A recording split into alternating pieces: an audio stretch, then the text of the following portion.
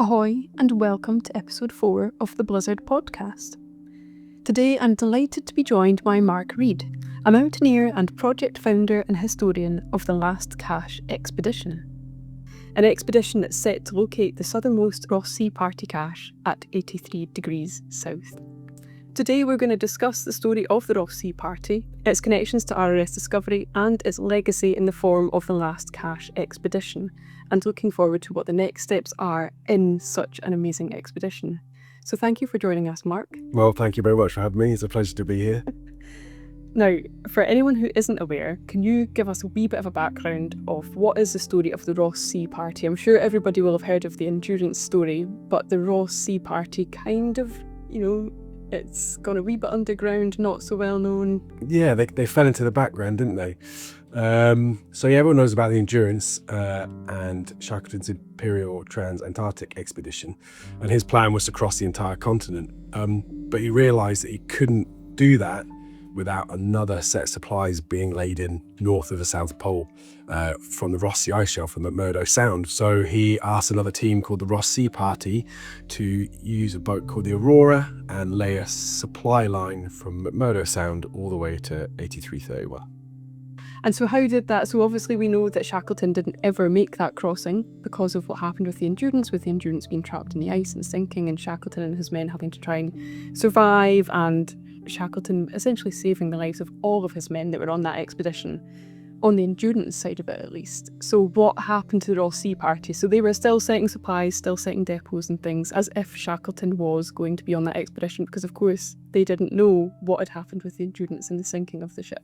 Yeah, that's absolutely right. They were up against it from the start. They got to the Aurora and they found the ship in a really bad state of disrepair. So they then had to try and raise funds. Shackleton hadn't left enough money in London for them to get hold of, so they then started to ask the locals, the local governors, and luckily they came up with the money and they managed to outfit the Aurora, but this set them back months effectively. So they arrived late at McMurdo, and the captain Stenhouse had never been to that area before, so he was relying on his instructions from Shackleton about where to moor, to go near, stay near Hut Point is what Shackleton told him, but he'd never dealt with ice flows.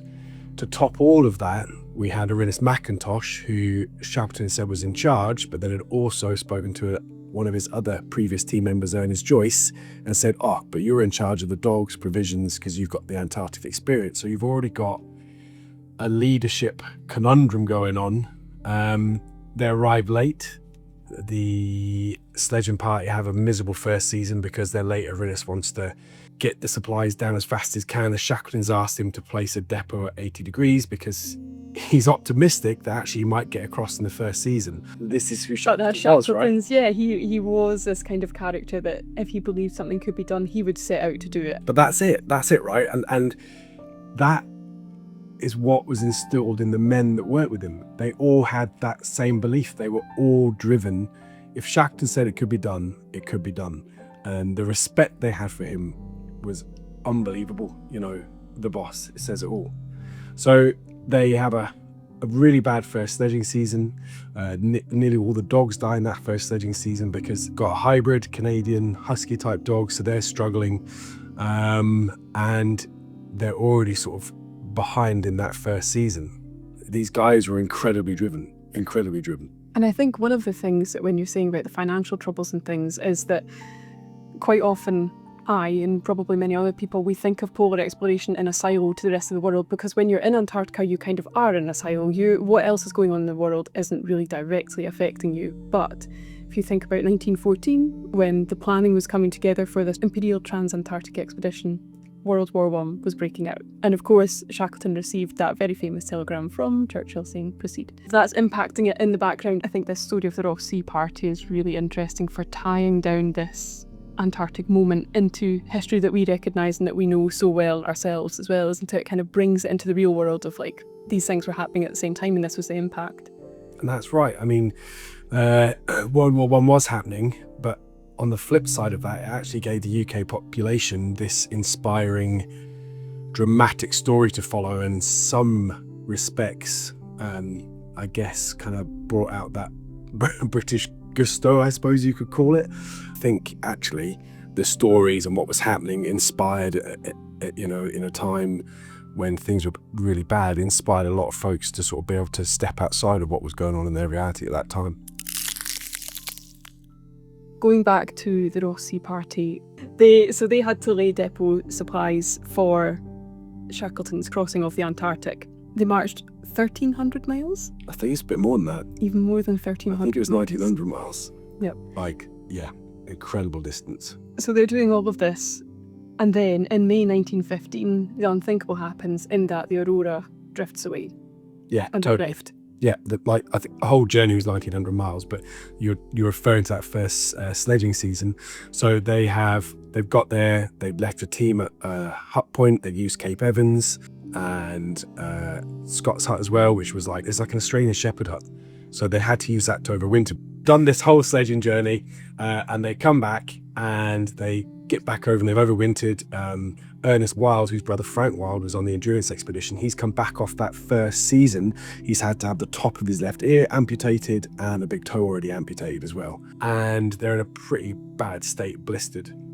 So they get back and a storm whips up and rips all the houses and the anchors out the ground. And now the Aurora, on a separate story, is now drifting in pack ice for, I think it's about 2 years it drifts. It's just an unthinkable situation to be in. Yeah, and then don't forget, they haven't taken all the food off the Aurora. So they've got less than half the supplies they need. And now they're left being like, well, Shackleton is coming. We're late. The first sledging season was dreadful. We've killed lots of the dogs. Ernest is cracking a whip. Joyce is saying, hey, actually, you know, I've got the experience. We need to be careful. And so then they start to scavenge the huts. Anything they can find, seal, penguin meat. They have to fix their clothes, take clothes that they found. There were depots left from Scott's expedition as well. They had to plunder and use to top up supplies. I mean, it goes on and on. It's just unbelievable. And so what do they do from that point? Like, how do they go forward? Do they carry on setting like depots for Shackleton and his belief, or? They didn't stop. They didn't stop. They set off again. They'd already depoted as far as 80 in that first sledging season, so they had some things that they could dip into as they started to lay the depots again, and they kept going. You've got to remember on this side of this, you know, it blows my mind. These guys were going to bed at night, having fallen through the sea ice, soaking wet with sweat. It drops to 30 below. Their clothes are freezing onto them. By the time they're getting to where they're laying the last cache at a place called the Gateway at 8331 near Mount Hope, Spencer Smith, who had joined the crew, was so bad with scurvy they had to leave him for 7 days in his tent whilst they finished the sledging depot.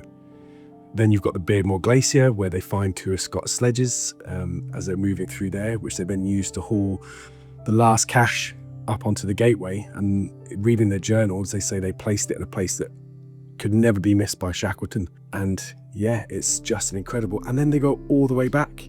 All of that perseverance and resilience. We're left in this place where you can sit in a room of 30, 40, 50 people and say, does everyone know? What about the Ross Sea Party? And you'll be lucky if you get one hand put up. I don't know how we've missed this.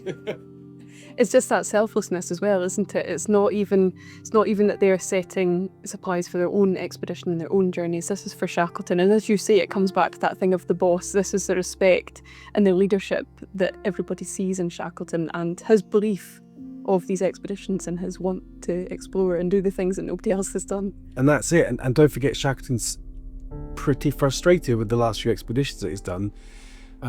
So this one for him is the way of finally completing an expedition of his own and being like, look, I've done something. I've not been beaten to it. Or, as we all know, in Weddell Sea, it was going a different way. And what he did to save his crew was incredible.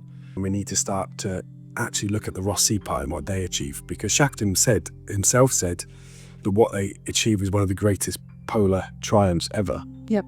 Yeah. And so you talk about Shackleton saving his party. Did everybody from the Ross Sea Party make it back?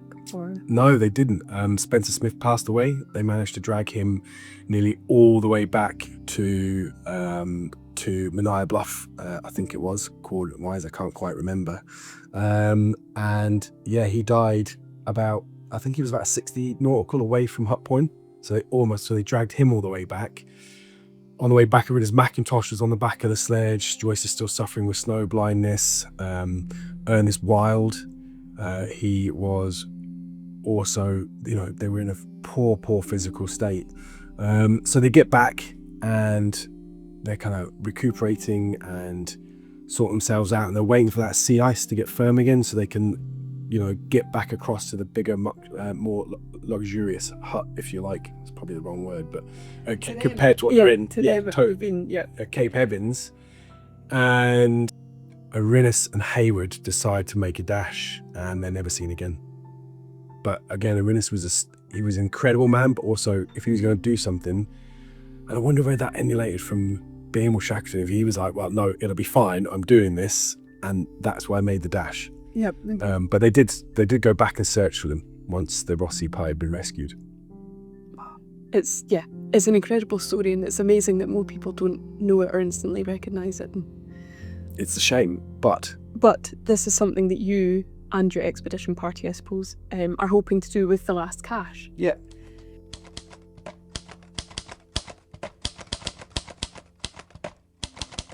Just tell us a wee bit about the last cache expedition. So the last cache was inspired by the book written by Kelly Tyler Lewis, The Lost Men. I'm lucky enough to work at a place called Mountaineer Glacier, run by a wonderful company called Antarctic Logistics and Expeditions. And she was giving a talk on the Lost Men, and I couldn't believe this story hadn't been told. And at the same time, there was another guide, Rob Smith, talking about a journey down the Axel Heiberg and how he'd found these leftover dog collars and leashes from, I think it was Mawson actually. And then I was like, oh, wow. And we were talking about it, and they'd laid all these supply lines on the sea ice, and they were obviously gone. And then they spoke about the last cache and how it was raised on this col. And I started to wonder, well, if that last depot, could it still be there? Could it still be there? And why did I not know about the Ross Sea Pie? And that's kind of where the expedition was born from. An inspiration to tell a story, to honour the Ross Sea Party, to give them the recognition they deserve, but also to sort of solve a mystery. Is that cache there? Can it be found? I mean, the cache is, for me, super important. Yes, it's got pemmican in it. Yes, it's got oil, but also books and coordinates that they'd taken on their journey. But Ernest Wild had also slipped a letter in unbeknown to his brother Frank Wild, who's on the other team. And they got there to Mount Hope and they laid a depot. And like I said a while ago, they were stood thinking they would see Shackleton coming the other way. And I want to go and recreate that. I want to have that meeting almost happen that never happened. Yeah, like in their honour, I suppose, is to have that, play that moment out that they'd imagined in their mind so many times. And I can imagine when they were going through that whole journey, they were just playing that over and over in their mind, that kind of dedication to the cause, really. Yeah, absolutely. And, when I first came up with this, I was kind of a little bit worried because it doesn't blur things, but there's quite a lot of things going on. It's not just an expedition where we're pulling sledges a massive distance. We're trying to link a legacy of the Ross Sea Party with this kind of finding the cache as well, but really importantly, like inspiring folks today as well, and it's not just young people, it's a wide variety of people. I've been lucky enough to not work with the Polar Academy, but work closely in and around where they do some training with the young people. And I sometimes wonder, watching these young people, like their resilience and perseverance to keep going through the Polar Academy and can complete their journey when they first start. And I think there's a lot of us that could do being re-inspired by that. And I think the Ross Sea Party will truly do that if people take the time to understand what it is we're trying to do and what they did. And actually you can come from a place where potentially you don't feel quite right, or you've got like a lack of confidence and low self-esteem and you overthink. And these are all things that I certainly do. Yeah. But ever since I started looking into the Ross Sea Party, it's inspired me to actually look at myself a little bit differently and take on board some of those attributes that that team of men had. There's those completely human things when they're put into an Antarctic kind of environment, isn't it? Like those thoughts, they become heightened and whatnot, but then how can you be inspired by the people that have been there before? They've not had any of the equipment. nor knowledge that we have. Yeah. So they've managed to do it, and like you say, that resilience and perseverance of, yeah, it's just an incredible story to be inspired by, I think, isn't it? Yeah, it really is. How does one go about planning an expedition like this? Like, how do you plan the last cache? With a lot of difficulty. That's a sense, as they knew back Right. back in 1930. And this is one of those things, right, with Antarctica, is that it's still an incredibly difficult place to get to. All right, yes, you can now take a cruise ship down, you can go around, and yes, you can fly into the continent, and yes, we have lots of bases and stations there, but logistically, trying to get to where 8331 has been a nightmare for us. We're still facing those same struggles. Originally, we wanted to come in via McMurdo and retrace the steps of the Ross Sea Party, but that's not possible. So I've had to sort of switch around and flip it on its head. And so it's been tough. I hadn't been able to, I had this vision, this perfect vision, but Antarctica is mean. It's unforgiving, isn't it? It is unforgiving, and we're not even there yet. And it's fighting from all this distance away, and shaping and crafting our vision of what we want to do. But we're getting there. The expedition's starting to come together, and now we're at a point where it's expensive going to Antarctica, and this is where we're at. We've got the logistics sorted. We know what we want to do. We have a plan. The story is truly inspiring, and maybe I would say that, but I hope folks are listening going like, wow. And you go out and read about the Ross Sea Party and you become inspired. Even if you don't follow the expedition, go and read about these guys. Yes. And so that's kind of where we're at with the expedition now. So a lot of teamwork with some really experienced people. Devon McDermott, who started off working for ALE when it was ANI as a pot washer, and has now probably guided more people to the South Pole than anyone else. Maggie Flatland is an incredible Norwegian explorer. They truly believe in what we're doing, and we have an incredible team in the background as well, who are also inspired by the Ross Sea Party and the legacy that we can leave and that they're going to leave, because we're going to tell their story. And likes of yourself as well, you've spent 4 seasons working in Antarctica at Union Glacier, and you've built a career around guiding in the UK. So how does that all play into it in this? It's about those connections. I'm really lucky to have some really close friends, and I've last a couple of years in a row to go down and work in a field guide store with ALE, and I couldn't do it because I was doing various winter qualifications at the time, and then eventually I had no more excuses. My 2 kids are grown up now as well, and so there's no excuse really, so it was time to adventure. So yeah, I go down to Antarctica and I work in a field guide store, and it's incredible. I've seen some incredible people come through who are still doing expeditions, and who Repreet Shandy, for example, she came through when she was doing her first few expeditions, and helping the expeditions get ready. So watch them weigh their gas, getting their gas for them, look at the food, any repairs that need done is kind of one part of my job. And now it's bizarre because it's flipped around, and I'm now thinking of doing the same thing. Although we're not going to cover some of the incredible distances these folks have covered, but still it's going to be a tough adventure getting to the gateway, and especially the Beardmore Glacier. Like, it's only been traversed 5 times, and it's an incredibly dangerous place.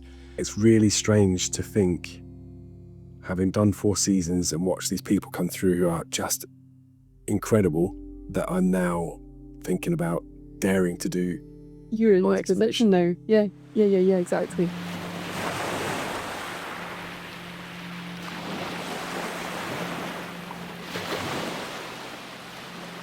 You've got a huge interest in Antarctic history. Have you always been interested in this? Like, I've always loved a bit of history, and I love reading stories. Like, I love reading Bernard Cornwell's book Sharp and those kind of historical stuff. But this was all inspired from that talk that Kelly Tyler Lewis gave. I was just blown away, and then it started, and it's become an obsession. Ask anyone I speak to. It's there. I'm completely obsessive about it, down to the RGS, down to Spree, looking at the original journals and the original maps and taking notes, trying to get as close as I can to the coordinates to where the cache is located. You know, some of the people I've been able to contact is unbelievable, and the help I've been given in terms of slides digitized for me, and now it's marrying up all this kind of information that I've gathered from their journals in 1915 to someone's expedition to the Gateway at Mount Hope in 85 and 86 season, and Ben Saunders as well, who's also sent me some photos of that area. You feel like Indiana Jones, because it's so cool. And again, you know, looking for this cache is going to be incredible. And we're going to use some modern day techniques. We're going to use ground penetrating radar, but you have to remember, ultimately, this cache is just a way of fulfilling and talking about the legacy of the Ross Sea Party and what they achieved and their story of survival, to ensure that their belief and trust in one person is told to a wide audience. Yeah, it was incredible. And actually pair that with the Ross Sea Party tent, which of course is now being conserved by the Antarctic Heritage Trust as well. It just expands that story, doesn't it, and brings it to life even more. We're so excited to see how the expedition goes, and yeah, it's just it's a wonderful time for Antarctic heritage at the moment, you know, with all the technology that we have and all the different things that we're constantly discovering. And it's always interesting to think about, what would these men have thought over 100 years later? We're still almost obsessive over what they did and their stories and the items that they left behind and things. It's just, really, it's a tribute to their legacy, isn't it? It is, and we continue, as you say, to want to explore and find out what drives them. It's an amazing expedition that you're planning, but how do you know where to find the cache? And, you know, it's been under snow for 100 years.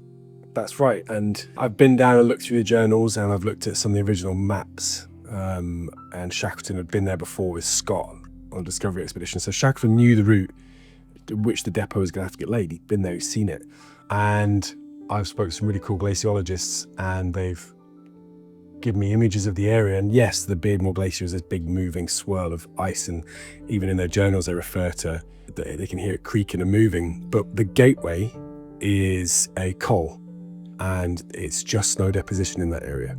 There's no ice movement in that area.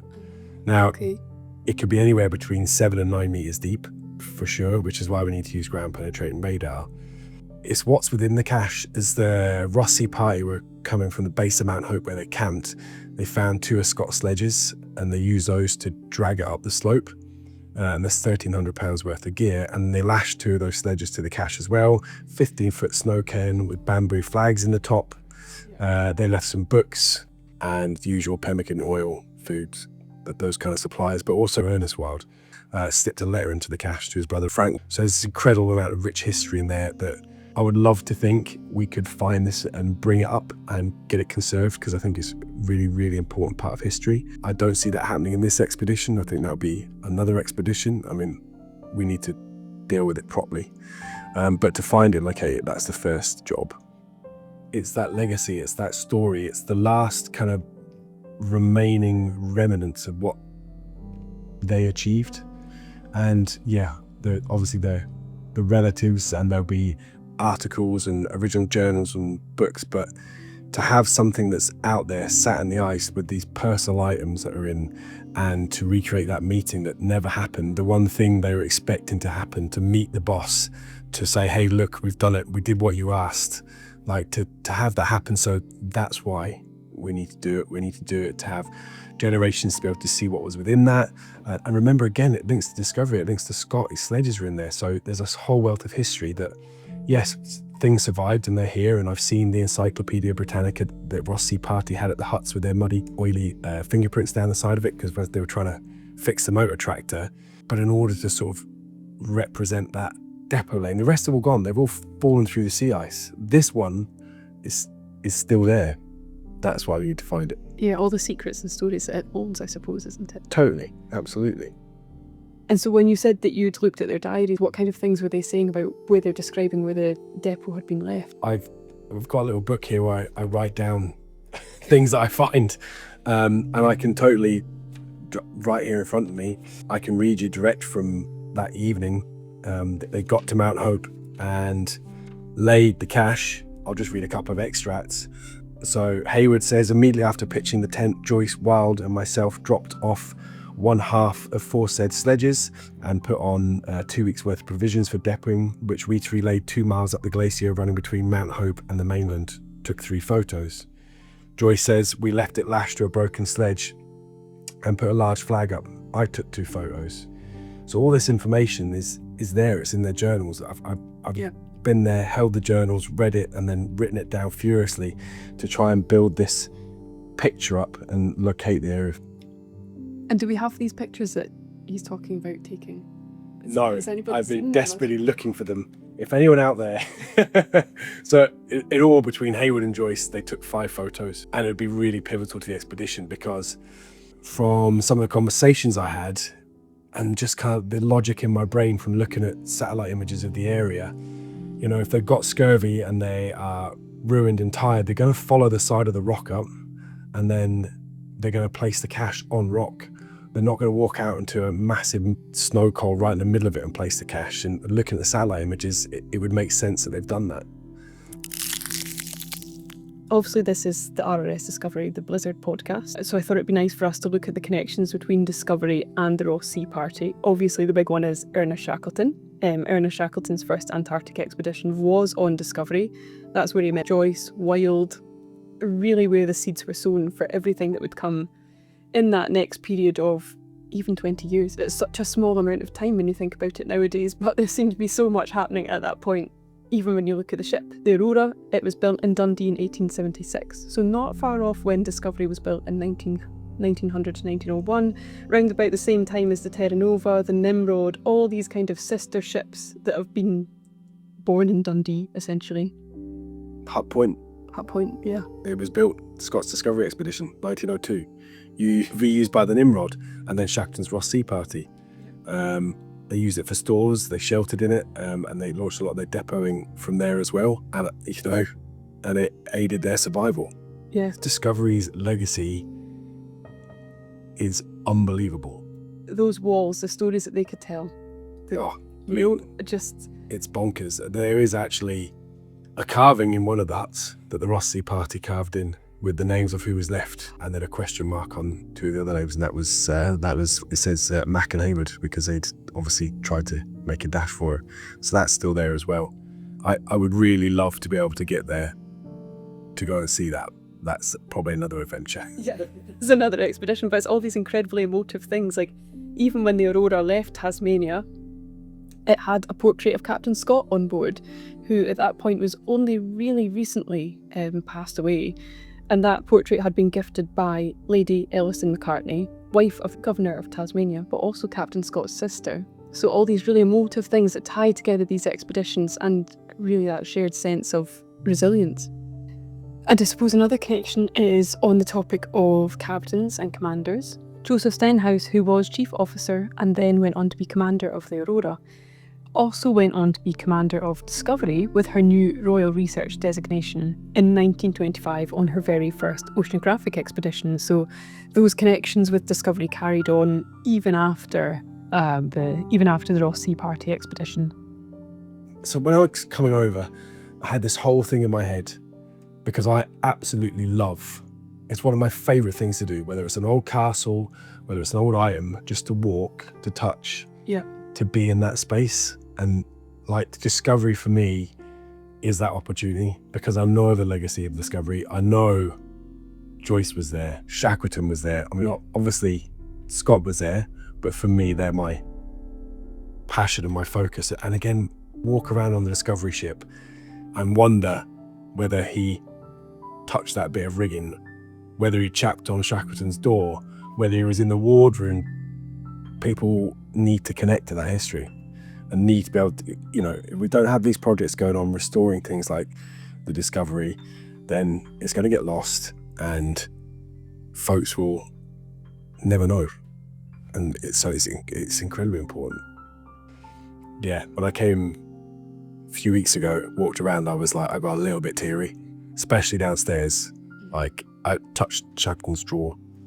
I was like, okay, that's cool, and that's Shackleton. But then immediately in my head, I went straight to Okay, where would have Joyce been? Would he been here? Was he up there? It's mad to think I've just walked where they would have walked. And that's another part of doing this as well. Like, that's so frustrating. I'm not going to go from McMurdo Sound up. I'm going to come from this way. But even just being on that spot, 8331, knowing they stood there or near there, Yeah. and then drag a stable GPR for 2 weeks looking for it. Can you imagine?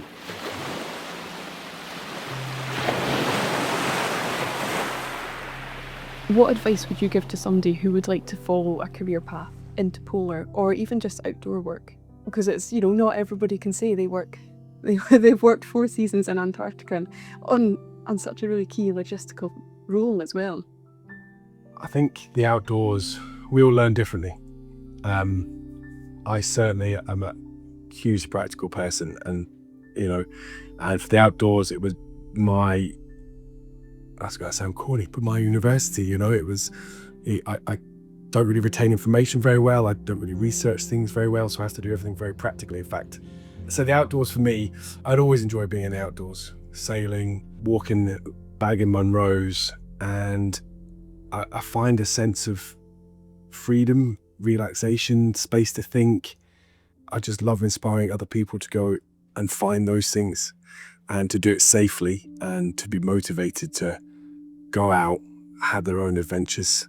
And so if you're like that and you find yourself doing that and you meet people and you talk about stories and have nights in bothies and you want to pass that on, then I can't recommend working in the outdoors enough. And the connections, like I wouldn't have gone to Antarctica if I hadn't have been working in the outdoors, and you're lucky enough to work at Glenmore Lodge. All right, yeah, And they're Overmore, yep. And that's where all these connections came from. So it's an incredible industry with incredible people who inspire incredible adventures, and can't recommend it enough. And in Scotland and the UK, we're really lucky actually that we have this great outdoors, and with that, this great community of folk from the outdoors, really, isn't it? And people that have got connections all over the world.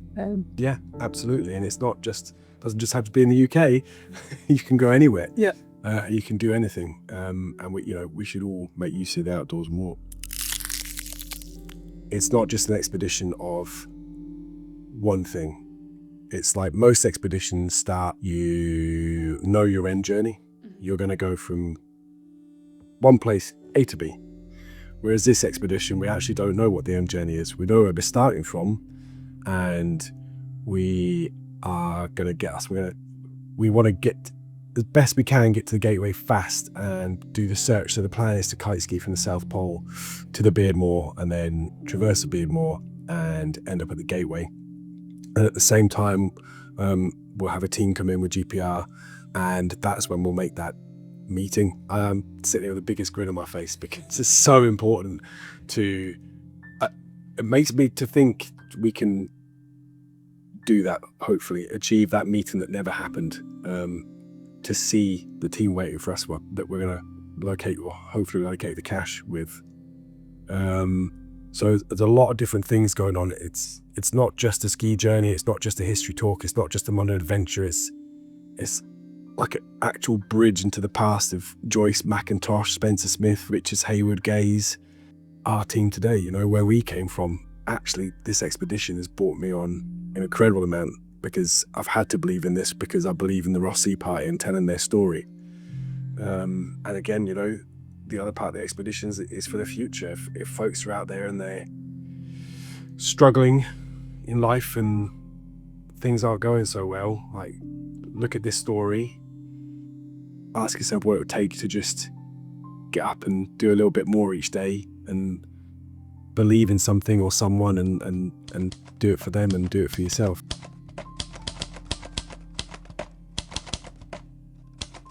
For anybody that would like to follow the Last Cache expedition, how can they do that? How can people keep in touch and engage with this expedition and support it and everything else that we need? So we've created a little website, www.thelastcache.com, and that'll tell you about what we're trying to do and give you some more information. And you can get in touch as well. So I'm sure there'll be the people out there that are like, want to ask why we're doing this a bit more, and that's fine.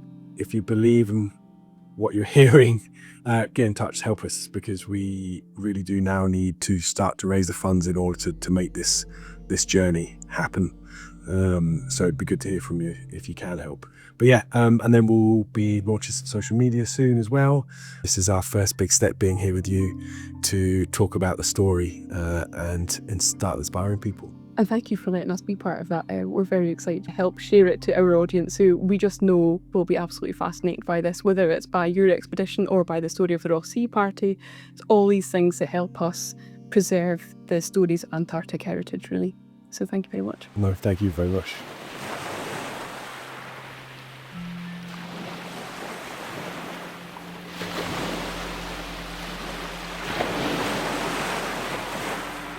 Thank you very much for listening to another episode of the Blizzard podcast. We hope that you really enjoyed it. Do connect with us on socials and with The Last Cache as well. We will see you at the end of next month for a discussion on Captain Scott in Dundee in 1904. Thank you for listening.